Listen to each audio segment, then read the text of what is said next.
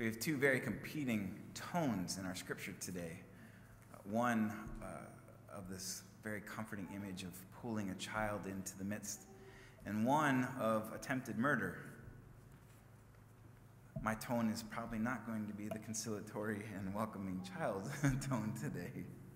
I want to start by talking about Monday. Last Monday, I took the train from the city into work. I love the train. I love to be on the train. I love that I can take my bike on the train. I love not driving in general. I usually get off at the LaGrange Road stop, and then I ride the 4 miles to the church. It allows me to feel like I'm doing something for the environment while I'm actually stretching my legs and doing something I love. But on this particular Monday, I rode my bike into town really early in the morning. The first train leaves my stop at Western at 6:03, and you can't catch another one until 8. So I was on that first train, and I actually had planned to leave early then that day. And I showed up at the LaGrange stop at 1 o'clock, all ready to go home, and the train arrived, and it left, and I wasn't on it. Can't take your bike, we're full. That's what the conductor said, you can't take your bike. Okay, well that's a bummer, but the next train comes at 3. So I sat down and I started to work a little. I did some sermon prep, I did the bulletin. It's getting close to 3 o'clock.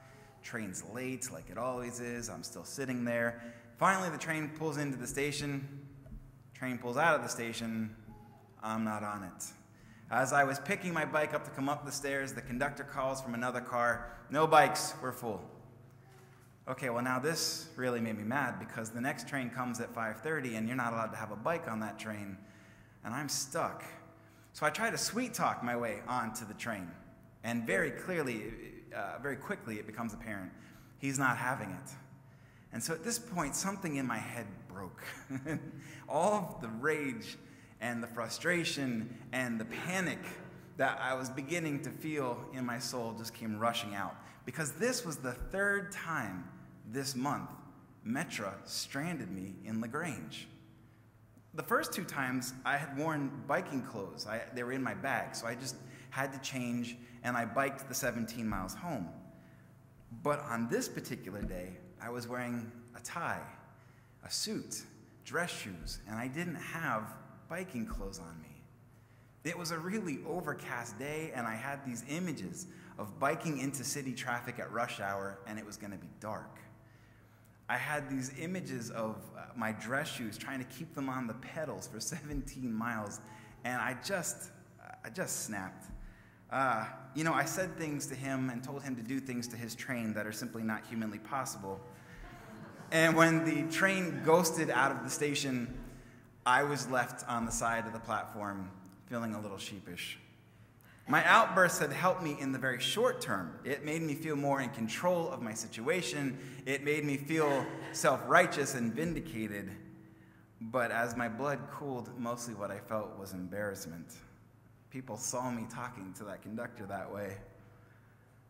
That ever happened to any of you out there? You ever have moments you wish you could take back?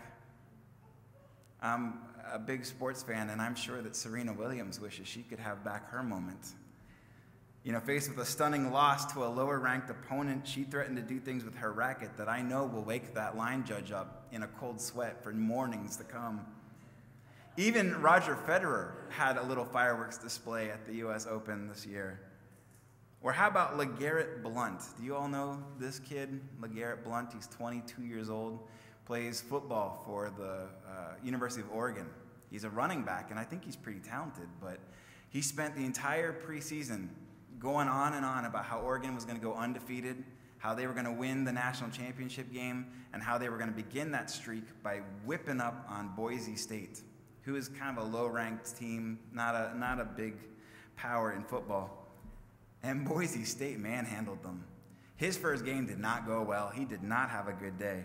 And at the end of the game, they're all supposed to come out in the field and shake hands and demonstrate good sportsmanship. Supposedly, collegiate sports are not about the money. They're not about the records. They're supposed to be about training teamwork and sportsmanship and all these principles of education. And somebody said something to him that he didn't like during the handshake, and he sucker punched them and knocked them cold. And then he punched one of his own teammates. And then he's really mad. He jumped up in the stands and he punched a fan. I bet as his blood cooled, he wished he could have that day back. Maybe make a different decision. Or if you're not a sports fan, how about Kanye West last week?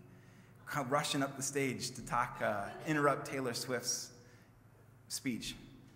Actually, I'm not sure that he's capable of being reflective enough to wish that he had that back, but I wish that he had that back.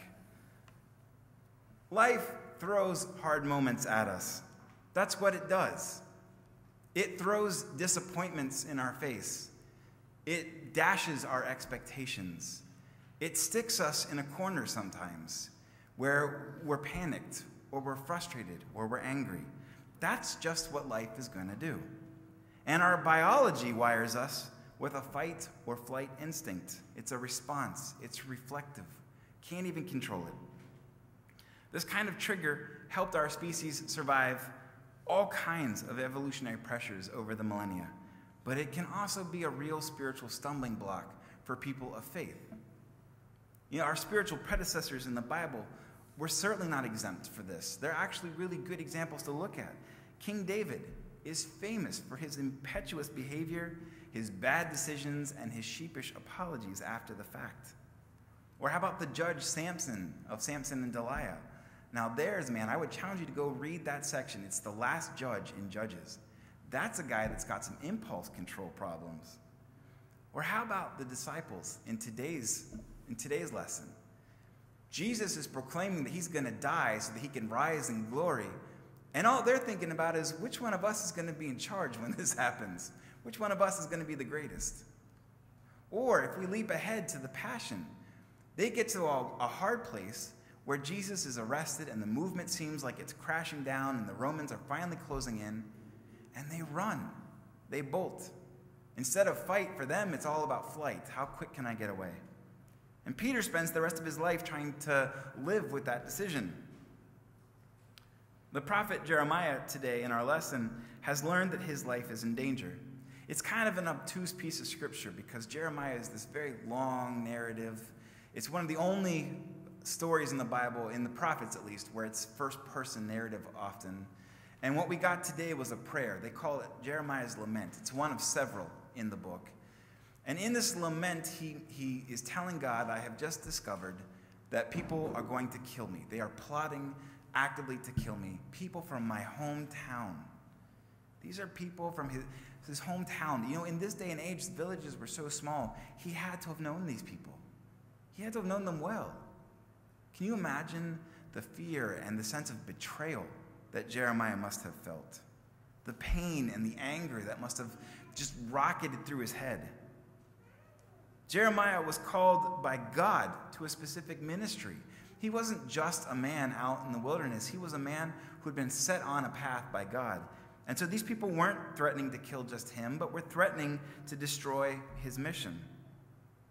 And I'm sure he felt panicked and angry and overwhelmed. His response, however, unlike our good friends down here, was not to whack somebody. His response was not to run like Peter. It certainly wasn't to say the kinds of things I said to that conductor. His response was automatic. It was born of years of practicing and training. His first response was to turn to God in prayer.